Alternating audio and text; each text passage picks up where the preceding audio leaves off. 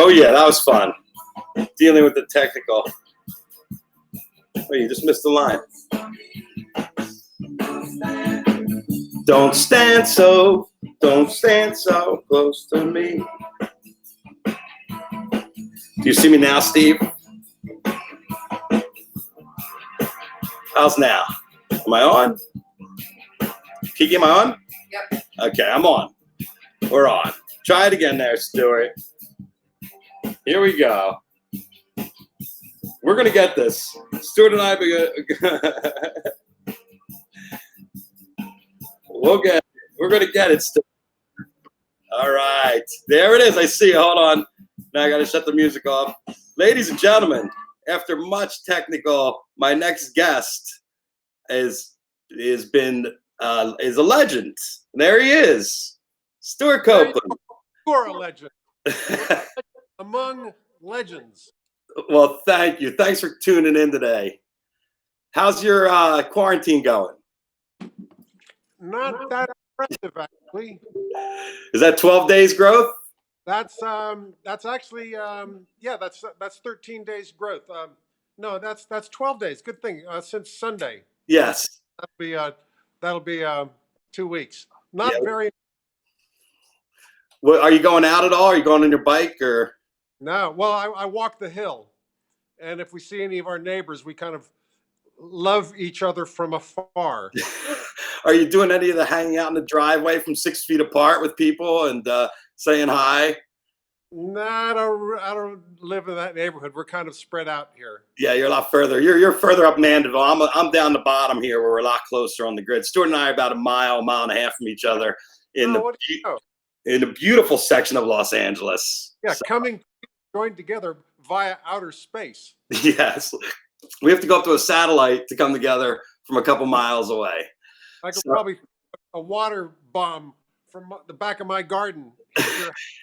So, I missed the whole part about your dad being a CIA agent, and I find it very interesting. One of the quotes I saw was he said that we weren't doing enough assassinating, and my father would like to make a dinner party a better dinner party. That's some conversation right there, I'm sure. He did say he was very careful to make it clear that he would never assassinate anybody with whom he would mix socially. Well, I'm glad to hear that. I'm glad to hear that. That must have been a hell of a way to grow up. When did you find out that what his job was? Well, long after he retired, which was in my early years, and he carried on doing the same job only for American oil companies rather than for Uncle Sam. Right. This, all these guys do.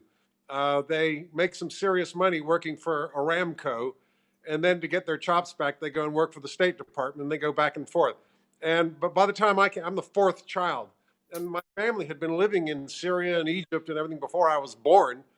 And when I was 2 months old, born in Alexandria, Virginia, I was shipped over to Cairo, where my father was busy installing a dictator named Gamal Abdel Nasser, who was a very good dictator. Most of the dictators were dickheads, but Gamal Abdel Nasser was actually very good for Egypt. What do you think of the current thing? Do you think it's all one giant conspiracy theory, or do you think there's some legitimacy to what's going on? Because the numbers aren't really it's not in the millions. I maybe it could be, but when you look at, I don't know if you looked at Worldometer, but I looked at Worldometer. When you look at 30,000 people a day die of starvation, so now you're like, what? Where's the? We're doing so much, and we've lost about 30,000 people in the 80,000 people in the world, or something like that. So it's rising quickly, and America is right out in the forefront. America's great again. We're great again. Way. We're number one. Yeah, it didn't take long to catch up. China, kind of beat us to the punch, but we've caught up and we've overtaken all competition. Have you been out at all in public, like to the market or anything like that? The last time we went out to the market was before reading about aerosol. When it was droplets? Right. Okay, with droplets. Don't touch anything, wash your hands. But aerosol that can sit in the air for hours, I'm staying home. How's your food supply? How long are you conditioned for up there? What do you got? Well, fortunately, Fiona, she was onto this long ago. And so we are stocked up with paper goods, food, canned stuff, and we're pretty much good to go. We're not leaving the house. How And we're many are up there not with you? holed What, up. what's your quarantine crew? How many people? Well, we have two girls. One of our daughters has gone out unto the world. She can't stand it anymore. And so we leave her dinner by the front door. She can hang out being in the house. Down there, actually.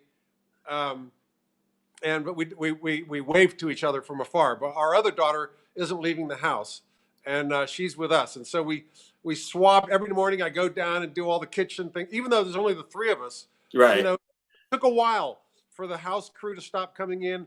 The groceries arrive at the door. We have a system where we pick it up with rubber gloves. We carry it over to another place in the garden where we unbox it with our gloves and go through a whole routine. And then the stuff inside there, you know, Fiona washes. It's a routine. Yeah, I Uh, know. but we're like watching a movie. But there's an amazing thing. Here we are living the apocalypse that we saw a million TV series about, but not one of them, not a single one of them, of these science fiction hotshot writers in Hollywood, not a single one of them got the toilet paper thing. Hello, the, the apocalypse is not even that telegenic. You know? Well, yesterday I realized that I can't find black beans at the store, like dried black beans. It's like the hardest thing to find in Los Angeles. And I think there's a correlation between the toilet paper usage and the lack of black beans. I don't know. It's just. Well, it got weird, and suddenly black beans is your thing. How about any other kind of beans? How about an avocado, for God's sake? How's this sacred grove? It must be lonely up there by yourself. Are you just overdubbing constantly? No, well, I'm engaged in a symphonic mission. I've got my guitar now. Multi-instrumentalist. What I'm really doing over there on my computer, over there, is I'm doing the derangement of the police tunes, which I'm going to be doing with big orchestras when the world comes back. Oh, I'm going to go really? big orchestra and play my derangements of police songs, which So are I took the verse from Roxanne and stuck it to the chorus of this other song. Basically hacked it all up. And those two other guys are pretty irreplaceable. But the closest I can get is three African American ladies singing the vocals and 50 orcs to replace Andy. I'm sure they could hit. I'm sure they hit those notes that Sting can't anymore. This Well, is a. no, he the way I got to this was by cutting up live shows as well as the records. I got all the tracks on Pro Tools, all the master recordings, Right. and did a lot of vocal overdubs, a lot of improvisations, during shows, and so did Andy. And they came up with the stuff that we only ever did live, but I've got it. And I'm putting it all in the orchestra. I'm putting it with the brass section, the woodwinds, and the strings, and I'm basically orchestrating it out. And of Wow. course, banging on the drums. But Banging on drums. Shows for we're all gonna die. You're so reassuring, Stewart. Well, look, this thing, big picture, we're all gonna die. Yeah, I know. I got that. What was that? I missed that last part. After the big picture. The little picture. The little picture. We're gonna run out of TP. Let's focus on where am I gonna get my next latte. That's much better than the big picture. We gotta, try and stay off the big picture. Yeah, the big picture. Listen, my mom says, don't mourn for me because you were all going the same way. Don't cry for me because you're next. And I'm like, great, thanks. Reassuring words. How was Oysterhead? Oysterhead is absolutely amazing. We had forgotten how much fun it is. And it's an interesting thing because, when I go to an arena and there's thousands of people, a huge light show crew, and it's like a big deal. There's a crew of, 50 people. It's that's sort of like a police show, only so different.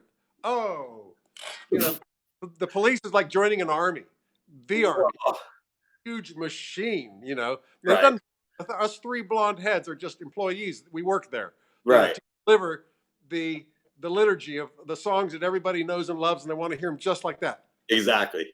And not so much. But three of us, we just walk out on stage, and in Denver, everybody went bananas. We just standing there, and we're thinking, well, this should be fun. And it was.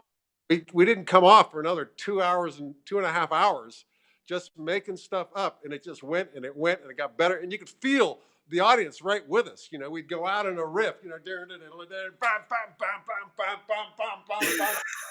I could see the audience going, oh, and they go, boom, boom, and they're, that was an exciting show. And the amazing, when you play in a pop group and you're playing hits, people know that the chorus is coming up, and so that's excitement. But in a jam band, nobody knows anything, and so when we land on something or we don't land on something, the audience can feel that this is really happening. It's never happened before. It's never going to happen again. There's kind of a buzz to that. There's kind of a freedom. And when you're working with the likes of Les and Trey, yes, you have a lot there, a lot of tapestry to bounce off of. But the first time I saw the Police was in 1980 at the Tower Theater. You guys ran out of songs and played "So Lonely" again. That's what we do all the time. But was that because you didn't have any more songs, or you just didn't work anything up, or you just wanted to play what was on the record? Because no, we didn't have any more songs. You didn't have any more songs. The way we actually kind of got our groove was because we didn't have enough songs, so we just play the songs forever, and they would evolve. Yes, I remember. But it wasn't a jam. The Police was not a jam band. The Police, no. We were back in the day when we were young. You see, the thing is that those songs have a power that a new song just doesn't have. If you go see Paul McCartney and he's playing those Beatles songs, oh, everyone takes you, and then he's, hey, here's a new song from our new album. It's probably the best song he ever wrote. It doesn't have that thing. So when Sting and Andy and I get together, which we don't, but when we did 10 years ago, we felt that we had to do those songs to evoke those memories, to get that feeling, which is what we're there for. And so we didn't do much improvising at all. We were pretty much by the book. I mean, we did the jams that we did back in the day as opposed to the record, but that's a whole different animal. And there we are serving the music. Right. Oysterhead, we the music. Yes, you are the music. So is it liberating? Oh yeah, it's a lot of fun. Pretty hard work, because most of the drumming that I do these days with fancy schmancy orchestras, right, play real quiet and real fancy. I can accompany a solo violin from 20 feet, because orchestra is actually physically big, 20 feet away. And I can play so quietly now with such finesse, with such sensitivity in my heart, that I can accompany her without overwhelming her. And the trick is that I wrote that tune that she's playing. Therefore, I want to hear it. Right. If that was somebody else's tune, oh, my name's on the ticket. But when I was thumbing through your book, you said when Les came to you for Oysterhead the first time, you hadn't looked into your drums in a decade or more. Pretty much. I became a film composer, which is a great life. Musically very rewarding. I just completely got absorbed in writing music for film, and picked up some chops too. Was talk radio? I have a picture here. One of the first pictures I took of you in 1988. I don't know if you can see that. But oh yeah. Yeah, was that one of your? Wow. That's an old one, huh? Very, very, very nice suit and tie. What are we all dressed for? You were looking good, like you were actually going out. But that's 32 years ago. So was that one of the movies did you do the soundtrack on that? Did you work on the music on that, or you just went out for a night on the town? You're aging yourself here. Hey, don't worry, I know. Bastard, Jeff, but you're new blood. No, not really. Not really. I've been around way too long, which is why I have stuff like this, But I had a lot of fun when I worked with you on the Ben-Hur thing, and I pulled up one of those pictures too, which is, if you could see, Stewart's in the bottom right-hand corner here, and they scored Ben-Hur live. How fancy is that? That's a huge orchestra of like 60 folks, and the movie above there is the biggest movie ever made. The 20 silent Ben-Hur, silent black and white film, which means that the soundscape belongs to me and these 60 orcs here. And so the deal is you watch the movie, which is silent, and listen to the orchestra and me blasting away on drums. It's a really fun. It was a fantastic night of music. And backstage that night, we got a picture of you and some of your cohorts here. That's Danny Carey on the left, Brethren. Taylor Hawkins, and Chad Smith came to watch you. The Edge was there too, but he didn't feel comfortable, guitarist amongst drummers. Yeah, I do have that picture, but I felt that this was a little bit more. This was more. And I found this shot too, which was backstage at the Primus when they played the Charlie and the Chocolate Factory. There's Stanley and Armand. Yep, and Rob Trujillo and Les. So yeah, but Torillo. Yeah. First name. Rob, right? Yeah, he plays with Metallica. Yes, he was with Social Distortion back in the day, probably when you were. Players, man, that is some low end. Lord of the low. Yeah, Stanley Clark was always one of my heroes growing up. He was the monster. And this picture, which was after the tour, when Andy had his opening of his, was that Andy's opening of his thing, and that's you and your two partners there. Got in his head. I don't know. He had some wacky hat, and I think it had some ball on it. Sting's a piece of work. I guess you guys don't really talk that much. Well, we do actually. We were texting just the other day. About what? About another multi-million-dollar tour, or no? Is that no? Just out of the blue, he as he does sometimes, just wrote a very nice text saying, "I hope you're all doing fine." And I wrote back with a couple of guys. We sent each other some of these clips that are going around. Oh, did you send him the black guy with the huge cock? Did you send him that, or?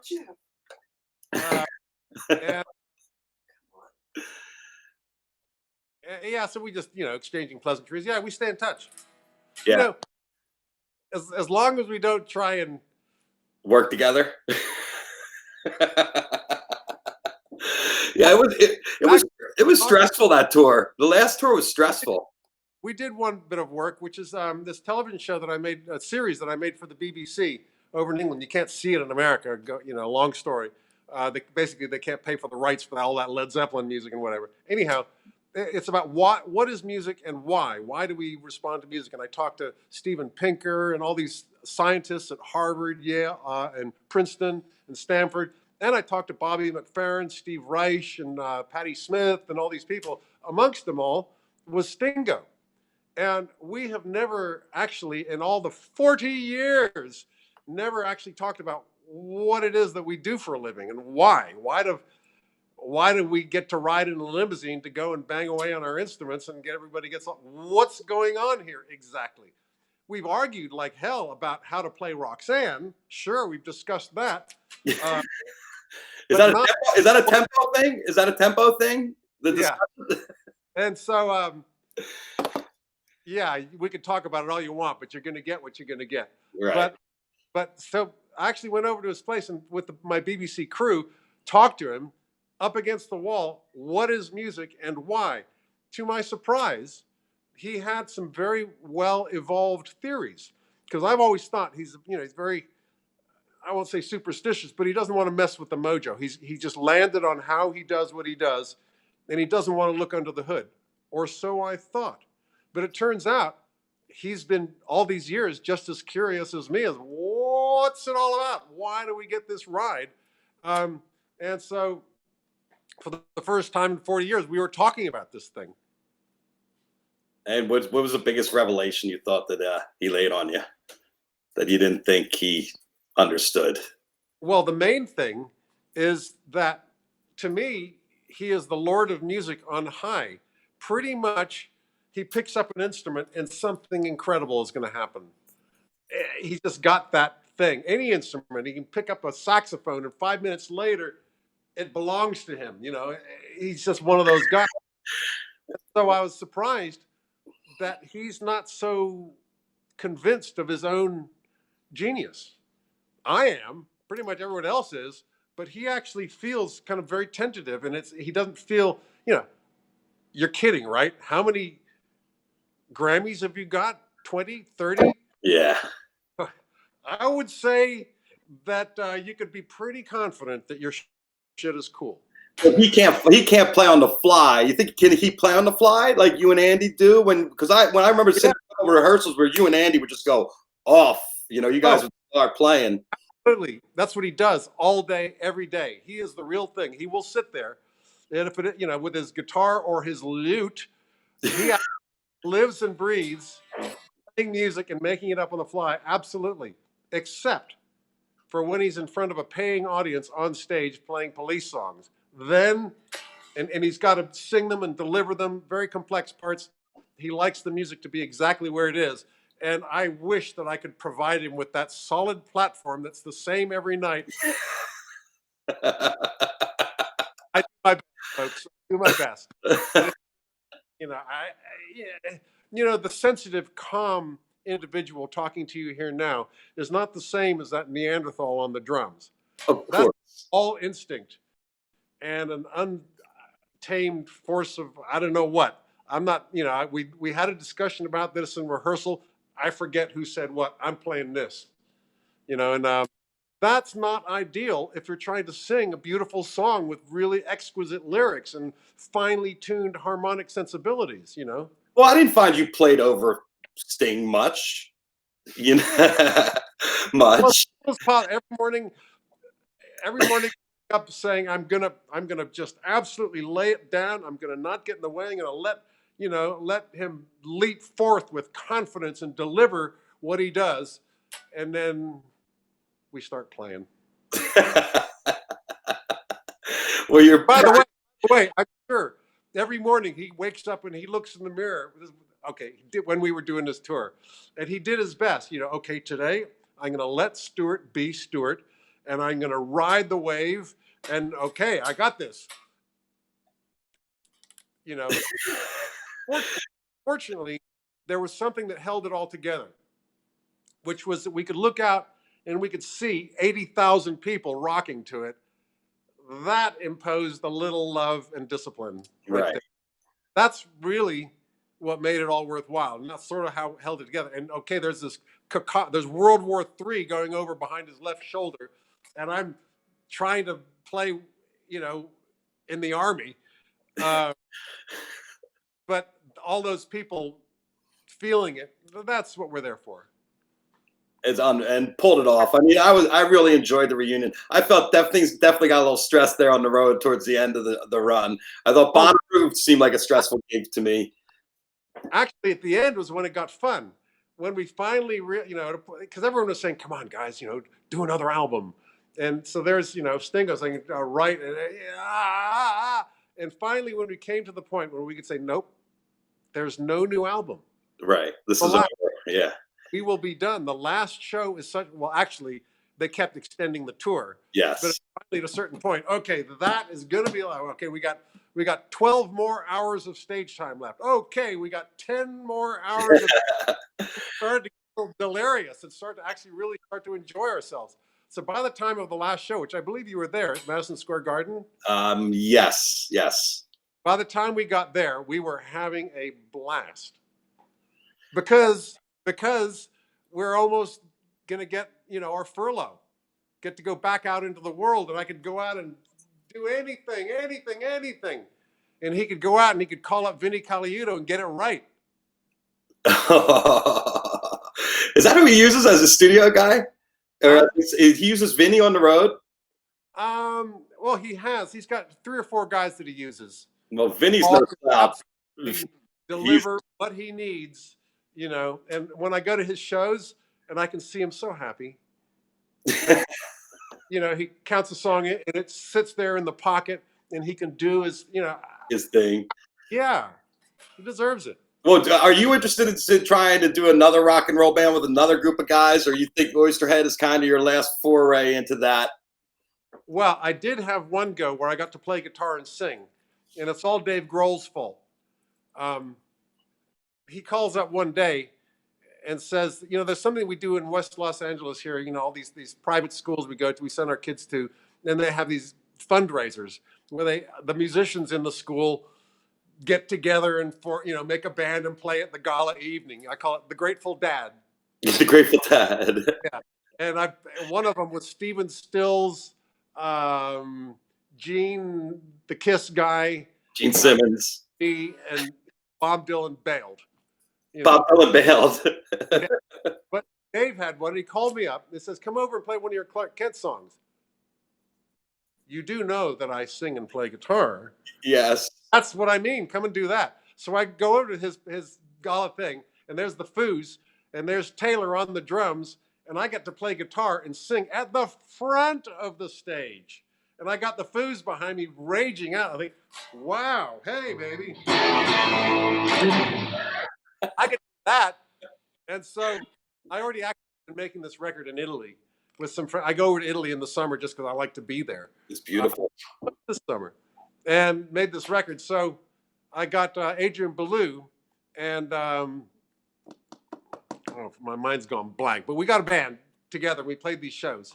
Oh. And with Adrian Belew playing actual guitar, I got to do like the guitar posing, the power chords. Oh, in the background, yes. And do the singing at the front of the stage. And we had the Level 42 drummer.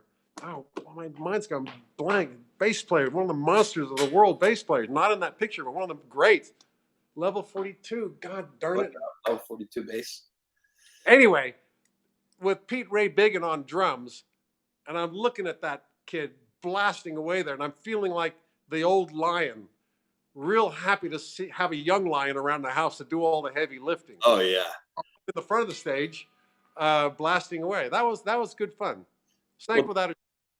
Well, Dave made that transition really well. Yes. He stepped up in a major... Well, he paid his dues. I'm a dilettante. I'm retired. I do things for kicks. I don't want to pay any more dues. Right. A real fun time going over and playing with the Foo Fighters for one song or couple songs. And I had a real fun time doing this one tour, but I like it here. And I don't want to... If Dave went out and he paid his dues. He went out and played everywhere he had to play, just worked it and worked it and worked it and worked it.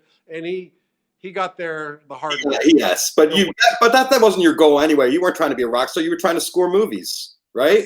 Yeah, a whole different thing. And operas and ballets. You do ballets too? Anything? Well, there's only one thing lamer than that loot, and that's writing opera. It's lame. I finished one, by the way, 2 hours of opera for the German National Opera Company. Very fancy. About Nikola Tesla. It's called The Electric Saint. The man, it's basically he invented the modern world. And it's about that, the battle between him and Thomas Edison and J.P. Morgan and all that stuff. It's 2 hours of opera. And just yesterday, I finished the score, which, the music takes a certain amount of but the scoring, which is creating a huge document here. Let me show you. Stewart. This here is, actually, no, this is a different, but it's a document that looks like this. Huge thing. Oh, jeez. And basically, I don't make a record anymore. I make a document, which is this huge document with the working instructions for 60 people in the orchestra, 12 singers on the stage, for the lighting, for everything, whole operating manual of 2 hours of storytelling on stage. And do you handwrite all those notes in, or is that like on an app? Jeff, there's this thing called computers. I think I've heard of those. No, you still have to have a tune, and you kind of have to know what you're doing. And it's taken me 30 years to figure out how to get the orcs to sound really beautiful, to get the woodwinds, the oboe to blend nicely with the flute and the horn. There's a thing. It's really very engrossing, actually. But you create the document, and I'm looking at it, and I'll send it to Germany, and those musicians won't have ever heard it before, but they will play it, and it will be beautiful. Wow. That's a totally different kind of music. Like Oysterhead on one side and the orchestration on the other is like, right? Unrelated. Two completely different things. The composer guy, kind, sensitive creature, softly spoken. The drummer guy. No, never. Kind of a problem. Keith Moon, John Bonham. But that's only on the drums. On the drums. Yeah.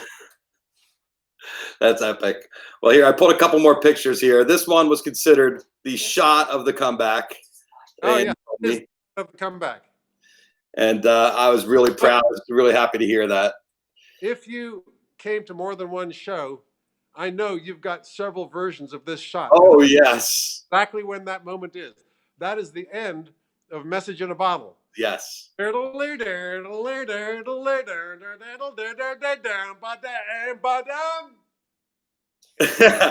then you had to wait. Oh, hold on. I didn't mean to put that one up, but you had to wait for him to hit the ground, right? To come down on the Well, note. well, you got good timing with your shutter there. You got him mid-air, and that's just as we're about to hit the last downbeat of the song. Well, I know one thing. You got some good elevation there. Going through approvals was brutal because all three of you guys had to look good. So if there's one double chin, I was fucked. So here, Dealing with this, the army, like with HUD, or I mean, it's like the great, police, the dark planet. it was too much. Here you are at the end. I know at the end of every Oysterhead show, you go out to the front there and talk to everybody. This is at Bonnaroo. You had 70,000 people in front of you. What was it like to be up in front of it? That was your first time in front of a crowd like that in 20 years, 30. It was great. People of Bonnaroo, I love each and every one of you. I wish only to take off my clothes and dance among you. I'm sure they would have welcomed that too. That fucked Les up. He was shaking his head. I went, what the? What did you say? I found a really cute picture of you and your partner here, Fiona. This is probably 2000. What was that? From here, I can only see it from the nose down. Oh, you only see the nose down? Yeah. Well, I'll send you a link to the replay, and you'll be able to see it. I got it. So you've seen it better if they're horizontals, right? So like that you can see that one.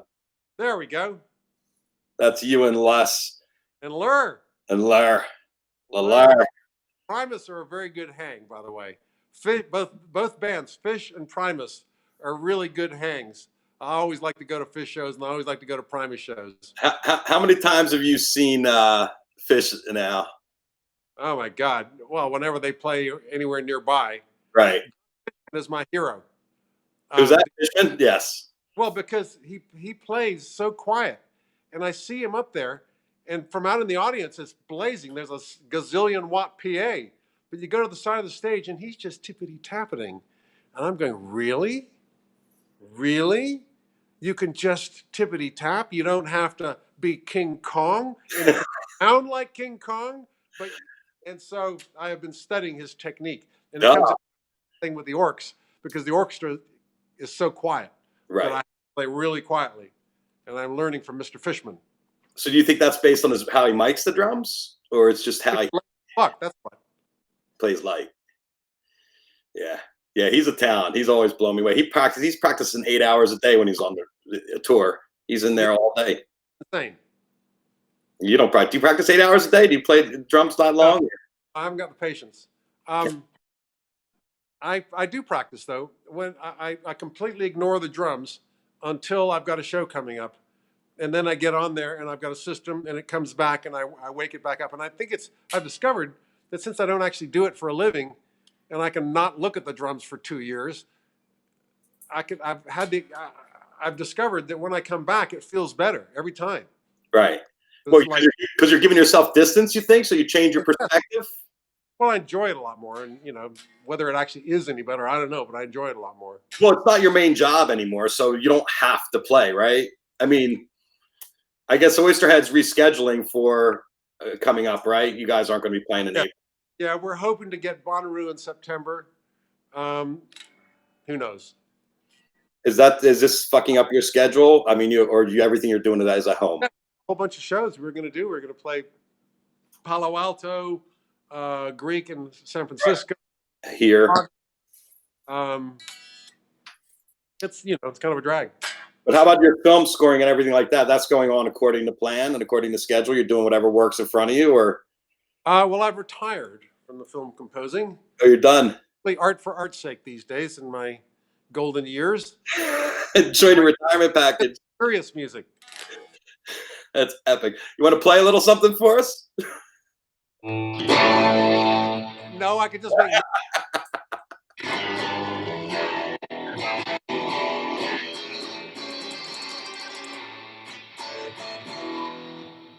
How influenced? What were your big influences on the drums? Were you a New Orleans drum fan? Were you like modern drumming, like Buddy Rich kind of guy? Or you more like John? Based on Buddy Rich and other wrong jazz.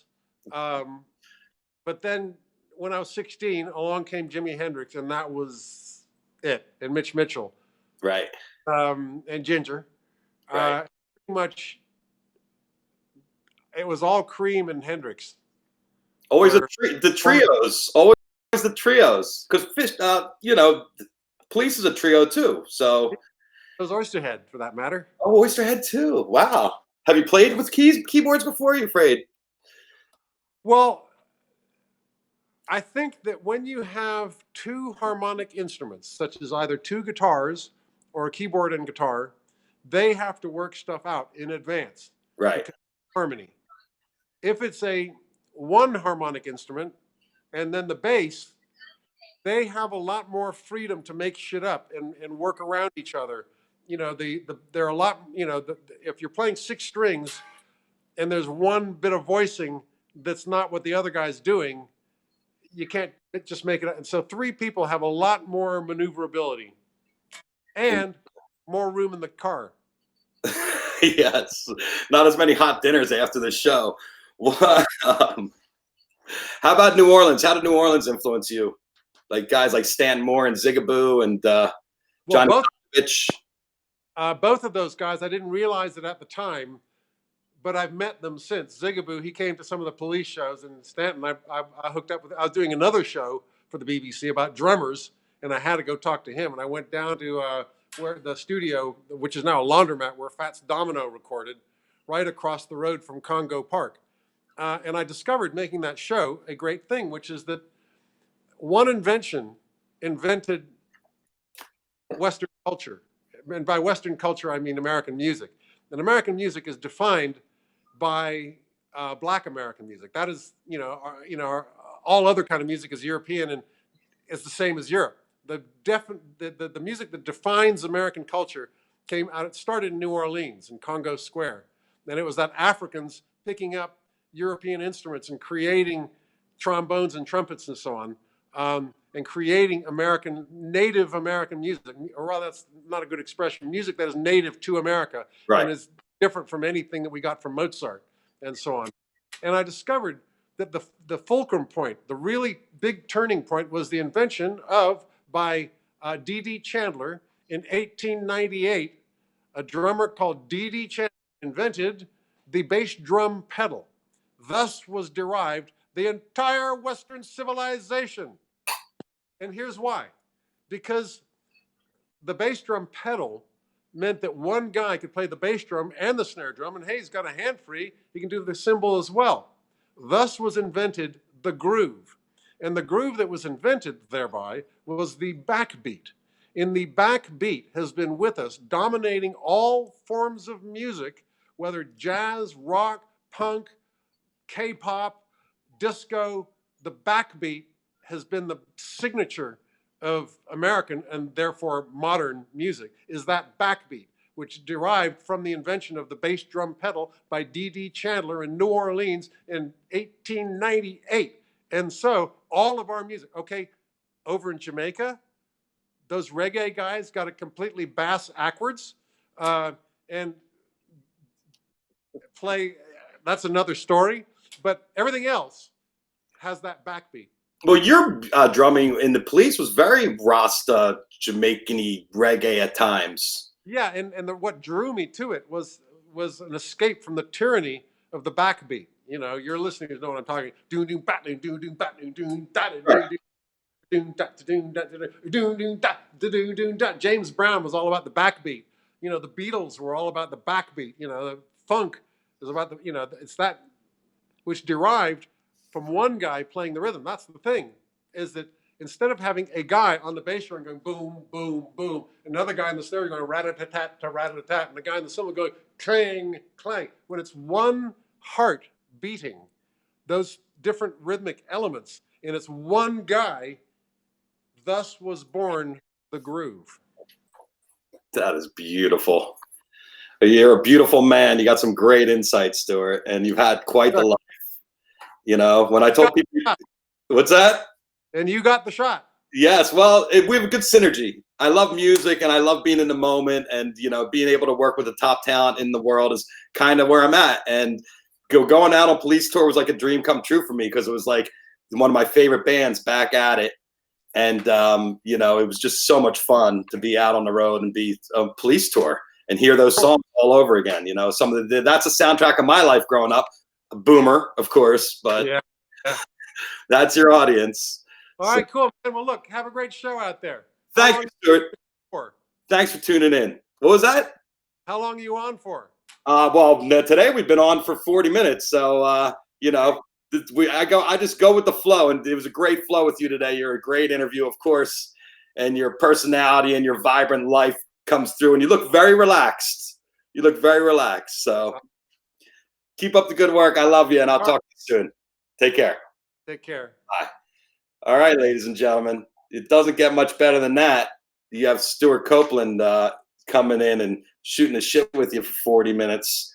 I know we had some technical difficulties at the beginning of the day, but ultimately that is the way I wanted to finish my week, with an amazing interview with one of a true legend and somebody that's really tied into the scene that I'm really involved in, the Fish scene and Oysterhead and all, Les Claypool, Primus. I mean, these are all the bands that I worked with for years, and they're friends of mine, and it's just amazing to see somebody that you grew up with come into that fold and have his whole perspective changed on music, which I think is really, really cool to see that, to free how liberating it is. You know, a lot of music is very restrictive, and it's very, it puts you in the box. And that's one of the things Stuart was talking about how pop music is so restrictive, because you have to give the fans what they want every time. I mean, when I was a young music fan, I wanted to hear the way that song sounded on the record.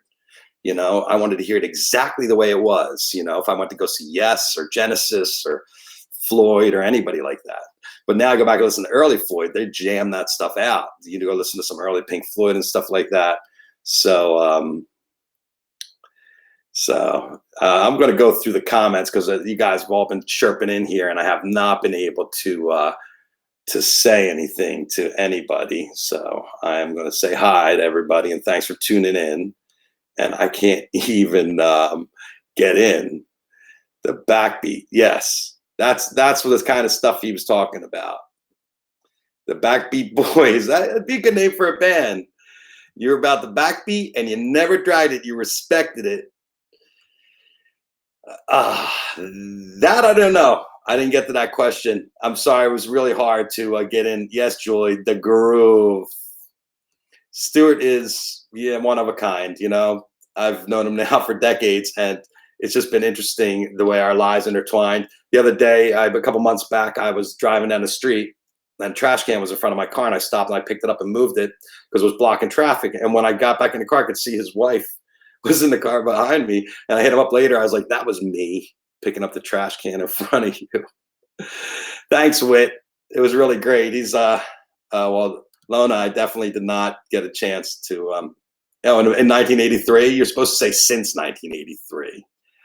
So you guys are welcome, Keith. It was really an honor to have someone on with that much. He's got a lot of spunk, that guy. He's got a lot of personality. Oh, there you go, Valerie. Back in the day when you were rocking, you were doing the merch. Thanks, Mary. It was really, really fun. It's really fun to sit there and soak up the stories and try to make sense of what he's saying. That there was a little lag in the audio, but it was really, really good. Yes, Linda. This is yeah. Yeah, that kind of went over his head a little bit. Kiki was like, Dad! But you know, we've all seen that guy, the bald guy with the huge schlong. Thank you, Annie. I appreciate you tuning in. Thanks, Rachel. Chuck Kirschenblatt, he was in the car with me that day when we went to Philly. I got back from college for Thanksgiving. It was a Wednesday night, and I called Chuck. What are we doing? Nothing. We should drive to Philly and go see the Police. And we did, and it was unbelievable. And they ran out of songs. Scoots, that was a real treat. I'm really glad you guys tuned in. Greg, yes, that was really, really good. Thank you, Mel. It was huge, Nui. I was feeling it. The guys, when you have somebody real like that. I mean, I've had great guests this week. We started the week strong with Briar Fishman and John popping in and saying hi, and then we ended it with the king of the backbeat on the backside, who's taken lessons from Fishman, if you can believe that. I mean, this is the whole world coming full circle when you hear a tale like that, and you hear that the musicians that you love so much are influencing classic guys, classic musicians. And it's pretty interesting that you have a day job like as a drummer, and then for years you're like, fuck that, put those drums away, I'm not going to play anymore. Thanks, Rachel. It made my day. Set the weekend off. I will be around this weekend, popping in for a little 410, little time to say hi to everybody. I don't know if we're gonna have guests or what's going to go on. I'm just going to wing it. But as you can see, we're kicking it up here. We've got great guests. We've had a great time this week talking to everybody. I want to thank all our guests. I want to thank John Scott, who wrote the amazing book Tom Petty and Me. He's got a 2-for-1 special going with my photograph on the back. I'd like to thank Stewart Copeland, who also has a book called Strange Things Happen. And reading this, Stewart's got a great way of reading. It's almost as effusive as the way he's talking. And, the shot of the tour right there, ladies and gentlemen, if you missed that whole conversation, I can't tell you, but like at the level that I play at and the guys that I compete with, to have one of the artists turn over at the end of the tour and say you got the shot of the comeback. I'm just hoping that they come back again so they have to buy it for me for their merch. I'm really pulling for that on that Police dollars. Riffing on the beat, Sting, playing for art's sake, bottle that. Yes, this was one of those days. Thank you, Al. Pinky would be proud. He knows Mr. Gussie, yes. Legend, our history teacher, right? It was history. Mr. Gussie back in the day. Thanks, Marina. You were there with Stewart and Kid Rock. That was something else. Jeff Cornell. Yeah, I do. And tomorrow I will have a couple rips with you guys. Stewart is not a Philly guy. He said he was born in Virginia, is what he was saying. But his family, his dad was a CIA agent. I was reading about that today. There is some great stuff. Yeah, I'm going to hit Roger up, but Roger's really political, so he probably like relish the time to be able to sit here and gas at me, Thanks, Shannon. I had a good time today. It was really, really fun, but it was so frustrating. You guys had no idea what I was doing, trying to get ready with my technical difficulties. This is my second week of doing the show. This is show number 12. So thank you, Daz. A good one, Jeff. Your dad is beaming up there. Karen DeMayo, Theo, thank you. That was good. Oh, the bass player. Someone had sent me a note with that. What a treat to wake up in the future in Japan and hear you and Stewart jammed out. That I'm trying to get an invitation up to Sacred Grove. That is all my goal. Maybe when this is all done, I can go up there and bang on that guitar. Yes, Kiki definitely was in there watching me lose my shit. So thank you, Nina. I am trying my hardest. Every day is an adventure. Thank you, guys. And Shadon, your 1000th comment today on This is the Future of Entertainment. I got a little white shit on my lips here because I'm so parched. I've been gassing for so long.